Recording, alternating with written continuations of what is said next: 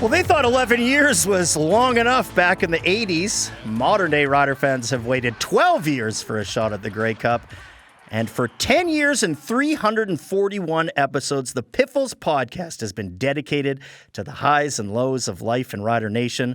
Right now, they're riding a high for Grey Cup week, and all three hosts of the Piffles Pod, Alex, Greg, and Steven, join us live in Regina. Good afternoon, gentlemen. Hey, thanks for having us, Peter.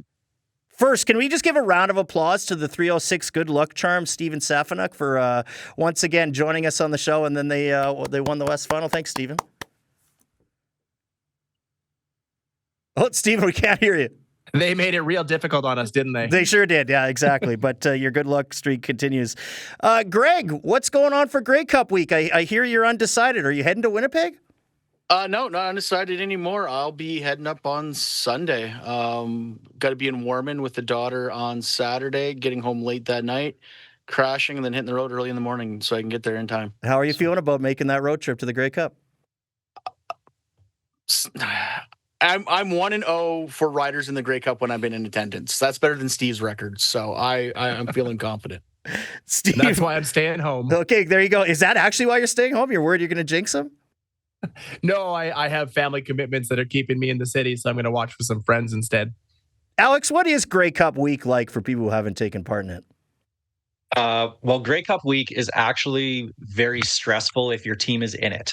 It's a huge party starting kind of on Wednesday, but really gears up on Thursday in the host city. And it's a 3 days of absolute partying with everybody across the country. And it's just a lot of fun. You see a lot of players there as well from other teams. They make the trip in, and it's just a good way to just see Canadiana all in one spot, wherever it is. But game day is very, very stressful if you're in it. Sometimes the best Grey Cups are when your teams aren't in it. You can just go and just enjoy the party and relax.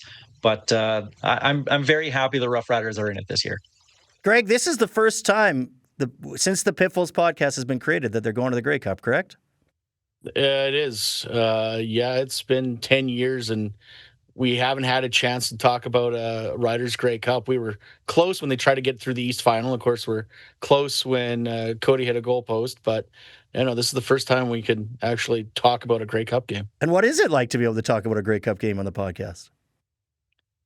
Fun, actually. We've been kind of doing a marathon/sprint all week. We've been going every night because we're sadists, I guess. I have no idea. Don't know how you do this every day, coming up with content. We're doing 20 minutes and most days, and except for the full episode. And it's what do we talk about? But there's so much to talk about. It's not that hard, but it's been a challenge. Yeah, Steven, what's it been like to finally have a Rider Grey Cup while the podcast is active?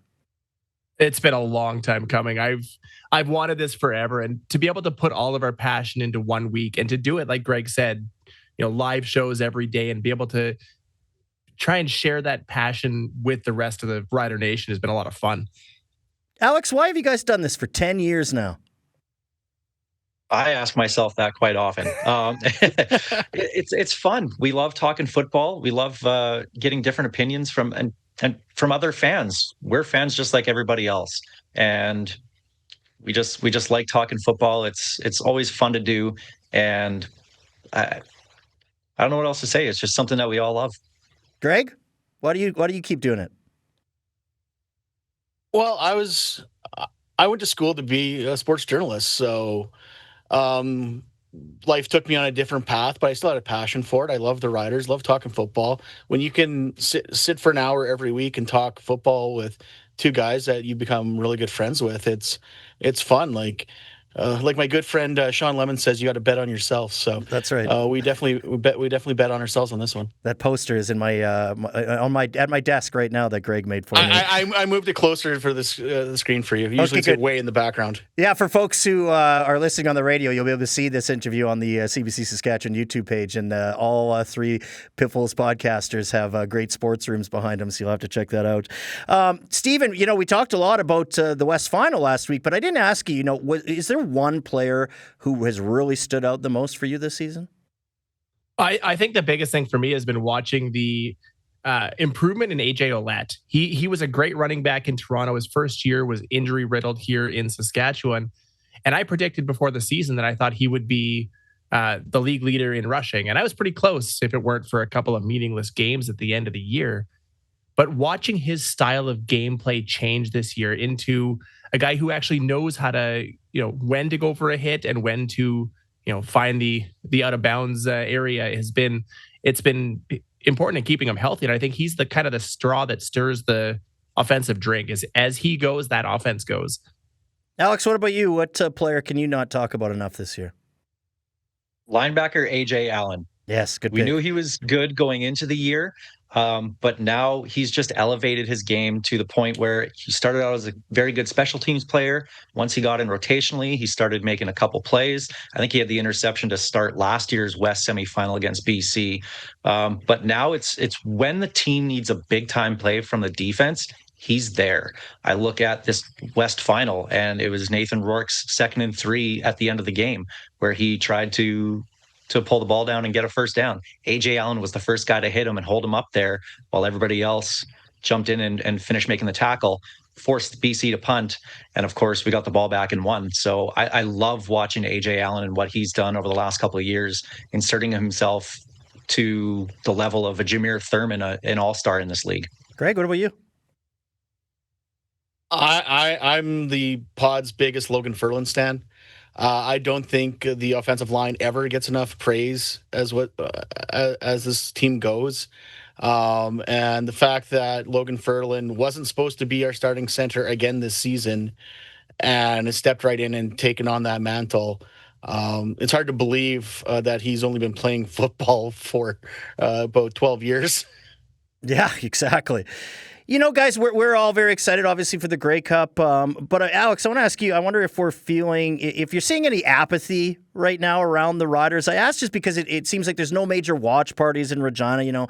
Ticket sales, as we know, and it's not just the Riders, it's across the CFL, have been down. Are you feeling that at all, or is that all washed away now that they're in the Grey Cup?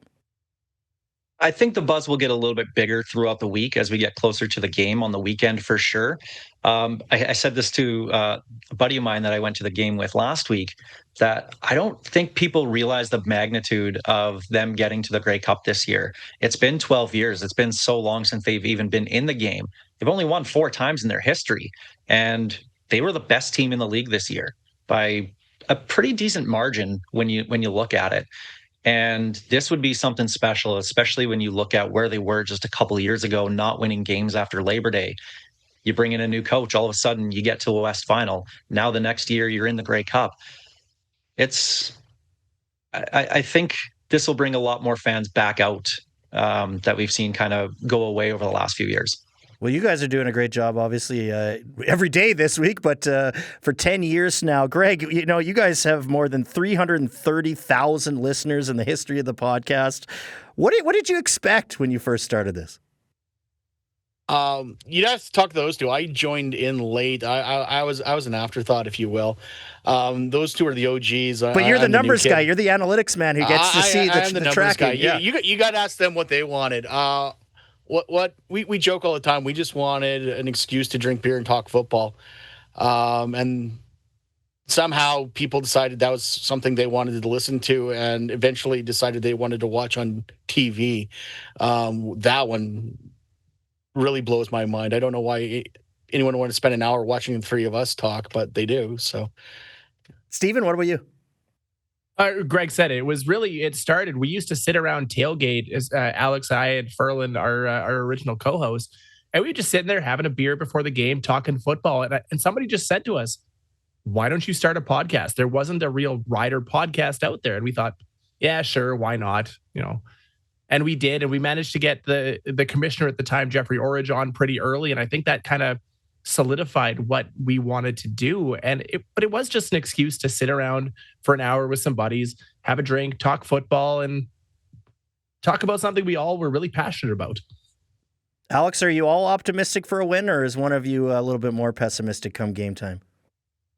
I don't think any of us are pessimistic, for sure. I think the nerves will get there. Maybe for Greg, since he's going to the game, the drive up on the morning on Sunday, the nerves might get to him there. But I wouldn't say nervous, but not yet anyway.